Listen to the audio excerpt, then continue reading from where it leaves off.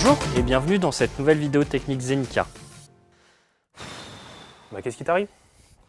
J'ai eu l'idée du siècle pour faire une appli. Le problème c'est que j'ai besoin d'accéder à la machine. Et avec les solutions existantes du type C++ ou Qt, j'ai vraiment du mal. Tu sais que maintenant on peut faire du desktop avec des techno web? Ah bon? Bien sûr. Eh bien je vais te montrer nous.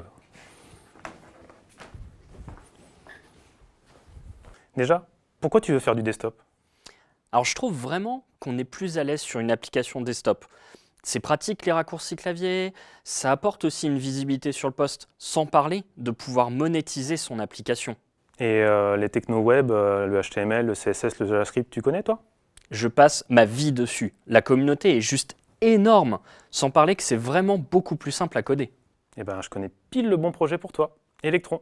Electron, c'est un framework pour développer des applications desktop avec des technologies web.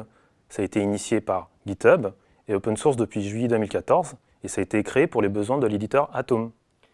Merci Père Castor. L'historique c'est cool, mais explique-moi plutôt comment ça fonctionne. Tout le monde connaît Chromium, la base open source de Chrome, et Node.js qui permet de faire du JavaScript côté serveur. Ah, mais en fait, c'est ce que j'ai l'habitude d'utiliser. Et comment est-ce que je code là-dedans? Quand on code avec Electron, on organise son code dans deux types de process. Le main process pour tout ce qui est traitement lourd, et le renderer process pour tout ce qui est rendu de la page. Et pour faire communiquer les deux, on utilise l'IPC. Ok, mais c'est un truc de niche ton machin là. On est d'accord, il n'y a que GitHub qui l'utilise. Eh ben non, on n'est pas d'accord. Il y a plein d'applications qui l'utilisent déjà. Forcément, la première, c'est l'éditeur Atom, mais il y a aussi le client Slack, et il y a même le dernier IDE de chez Microsoft, Visual Studio Code. Ok, c'est super, mais vu que c'est jeune, il va falloir nécessairement que je réinvente la roue. Pas du tout. Il y a déjà plein de libres pour t'aider pour le développement. Il y a tout ce qui est live reload, rendu et mise à jour. Il y a déjà tout ce qu'il faut. Ok, c'est super, mais Rien du tout. Tu développes maintenant. Electron comprend toute une API. On va commencer par importer app et browser window. Il en existe beaucoup d'autres pour faciliter votre développement. Lorsque notre application est prête, grâce à l'événement ready, on va instancier une nouvelle browser window, dans laquelle on chargera un fichier HTML. Et c'est tout ce dont vous avez besoin pour commencer. Tu vois que c'était pas si compliqué que ça? C'est cool, mais j'ai vraiment pas envie d'écrire de JavaScript Vanilla. Ça va devenir immaintenable.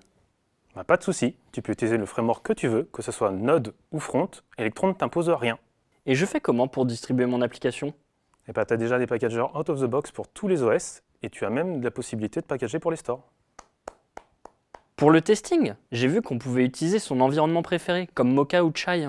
Ouais, c'est pas mal. Et en plus, il y a Spectron pour tester tout ce qui est comportement spécifique au desktop.